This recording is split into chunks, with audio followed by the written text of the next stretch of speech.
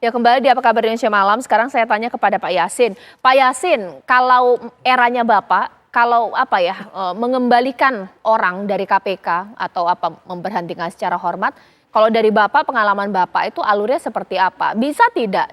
Tidak punya kesalahan kode etik atau pelanggaran etik, tapi mungkin ingin ganti aja lah dengan yang lebih baik atau mungkin kualifikasi yang berbeda. Seperti apa Pak Yasin?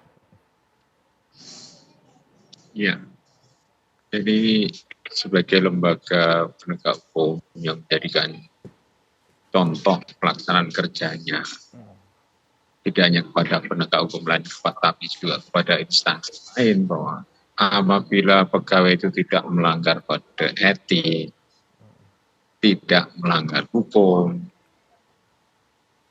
terus kemudian juga capaian kinerjanya itu baik, itu tidak bisa dikembalikan seperti itu. Jadi kami pernah mengembalikan, jadi aturannya ada standar operating procedure atau SOP.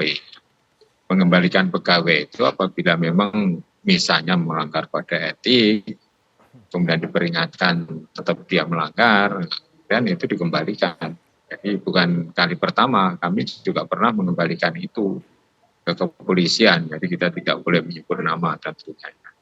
Tapi yang jelas ada kode etik yang dilanggar dan berpotensi menjadikan KPK itu menjadi katakanlah tidak independen dan tidak bisa menjadikan contoh untuk penegakan hukum yang baik, sehingga kita kembalikan. Jadi bukan saat ini saja, tapi kalau yang ini kan menjadi hiruk pikuk, tidak mengikuti SOP yang ada. Kalau tidak melanggar kode etik atau melanggar hukum yang saya sampaikan tadi, kalau kinerja saya kira itu kan saling mendukung kan ya. Kalau yang paling fatal itu yang melanggar kode etik dan melanggar hukum, sehingga itu dikembalikan. Baik. Jadi tidak bisa tanpa reasoning atau tanpa alasan kita mengembalikan. Itu kan ada badan kepegawaiannya itu. Pak Yudi itu kan sebagai ketua itu diatur dalam PP, karena yang memberhentikan dan yang mengangkat memang KPK, tapi tidak boleh sewenang-wenang. Wadah kepegawaian itu, wadah pegawai itu harus ada, dan itu diatur dalam satu pasal di PP nomor 63 tahun 2005 itu diatur, sehingga kita ini menjadikan suatu lembaga yang tertib aturan, yang melindungi pegawai, mengapresiasi pegawai apabila berprestasi, dan juga mendukung kompetensinya itu melalui diklat-diklat yang kita kirim. Jadi tidak gampang dan tidak serta-merta untuk mendapatkan pegawai yang sebenarnya sudah pada periode pertama sampai periode keempat itu setelah bisa dicapai itu. Jadi untuk menjadi pegawai di KPK itu harus melalui prosedur dan persyaratan-persyaratan khusus melalui pendidikan, dan harus mengikuti aturan-aturan internal yang ketat, sehingga mereka itu berprestasi, berintegritas dan independen. Tujuannya siapa? Tujuannya pimpinannya itu harus menjadi contoh. Kalau pimpinannya tidak bisa menjadikan contoh, maka soliditas lembaga, kinerja lembaga itu akan terganggu, tidak akan bisa berprestasi. Seperti yang kita lihat sekarang kan tidak solid pegawainya, antara pegawai dan pimpinannya tidak solid. Ya, gaduh, presiden sampai tahu ya, jangan membuat suatu hiruk pikuk atau kegaduhan. Ini kan memalukan ini. KPK membangun capacity building, membuat lembaga yang bisa menjadi figur acuan, pimpinannya dan seluruh jajarannya harus menjadi role model gitu. Ini tidak gampang, tidak serta-merta seperti membalik telapak tangan. Perlu waktu yang panjang, perlu komitmen yang tinggi, dan perlu contoh yang betul-betul bisa bisa diikuti oleh seluruh jajaran pegawai. Tidak bisa menerima oleh-oleh, tidak bisa diberikan misalnya treatment dijemput, dibiayai hotelnya. Sekarang kan malah minta dibiayai. Ini suatu bukannya membangun kepercayaan publik yang membangun integritas yang tinggi, tapi menjadikan lembaga ini jadi lembaga yang bermasalah secara internal.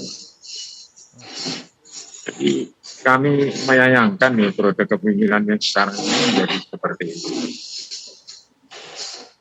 Itu Baik. Mbak Caca. Baik, terima kasih. Terima kasih Pak Yasin atas waktunya. Sekarang terakhir saya ke Pak Arianto. Pak Arianto, dapat info tidak ya, apakah KPK sudah memberikan surat balasan mengingat usai pencopotan lapor ke Kapolri, Kapolri terbitkan surat keputusan juga atau surat ke KPK.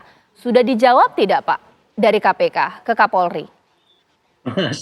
Mohon maaf, Bu. Saya ini bukan staf ahli, saya penasihat ahli ya. Jadi saya sekarang di luar Polri. Informasi yang sangat teknis itu saya nggak dengar gitu. Sampai sekarang saya nggak dengar apakah sudah ada jawaban apa tidak. Tapi menurut saya ini sekarang kan ya harusnya ini ya dua instansi ini sadarlah. Kenapa kok jadi institusi dikorbankan gitu hanya demi kepentingan sendiri gitu ya. Tadi para pakar-pakar yang internal mengenai KPK kan tahu tuh bahwa ini prosedurnya sudah keliru gitu ya. Yang jelas ini masalahnya adalah pasti kepentingan pribadi. Ada konflik kepentingan antara Pak Firly dengan Pak Endar itu. Mudah-mudahan dengan ini ya sadar saja ya. Jadi jangan ini diperpanjang gitu ya.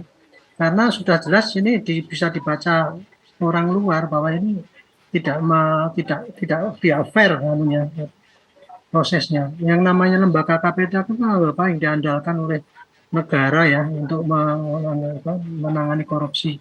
Dan dia seperti tadi katakan Pak Yasin itu nggak mungkin, atau Pak Yudi juga nggak mungkin itu bekerja sendiri.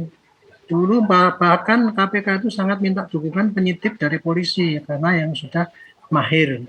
Pak Endar itu ya masuknya ke situ udah disaring itu, baik mentalitasnya maupun profesionalitasnya. Nah sekarang kok kemudian malah disuruh pergi gitu ya. Mestinya itu KPK butuh orang-orang yang banyak, kok kemudian belum ada gantinya langsung ini disuruh pergi duluan gitu. Mestinya itu kalau saya pikir ya harusnya kalau KPK itu mau betul-betul fair, dia menjabat di situ sebagai amanah ya untuk menyelesaikan tugas yang berat itu. Orientasinya harusnya dia harus mencari penyidik yang sebanyak-banyaknya yang bagus bisa diselesaikan. Dalam model sekarang ini malah yang ada dipikirkan. Itu mudah-mudahan cepat sadar nih KPK. Baik. Ya. Bisa memiliki institusinya. Baik, terima kasih Pak Arianto. Terakhir kepada Mas Yudi, kita tunggu nanti bagaimana proses Dewas. Tapi yang saat ini kemudian jadi kemana-mana isu-isunya, apalagi foto ruang penyidikan yang kosong, katanya ada mogok dari para penyidik.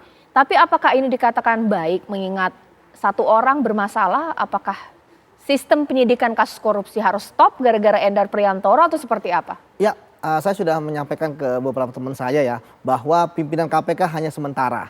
Mereka hanya sampai bulan Desember. Tapi yang mempertahankan KPK adalah teman-teman di situ. Jadi saya minta mereka bertahan, tetap bekerja dan buktinya ada OTT gitu kan. Kemudian yang ketiga ya kita berharap pimpinan KPK berikutnya itu adalah orang-orang yang baik, orang-orang yang membangun KPK. Karena membangun KPK kan udah belasan tahun. Jangan sampailah KPK runtuh. Saya juga sedih Mbak menghadapi permasalahan ini gitu kan. Melihat wah teman-teman saya berjuang di dalam gitu kan. Untuk solidaritas dengan Pak Endar dan sebagainya. Karena bagi mereka integritas dan solidaritas itu merupakan bagian dari pemberantasan korupsi. Dan ingat bahwa KPK pernah menjadi role model. Betul. Dan kedepannya kita harap bahwa KPK tetap akan menjadi role model. Tapi kalau begini instansi lain mana mau ngikutin KPK kan. Seperti itu. Sekali lagi kita berharap bahwa harapan berantas korupsi ada di KPK. Dan KPK bisalah terus untuk berantas korupsi. Kalau mungkin sampai Desember nanti ketika ada pimpinan baru, saya pikir dilakukanlah reformasi di KPK. Seperti itu, Mbak. Mas Yudi terima kasih. Tadi ada sudah Pak Yasin, bahkan juga Pak Arianto tadi. Kita tunggu nanti bagaimana polemik ini, pemirsa belum ada keputusan dari Dewan Pengawas.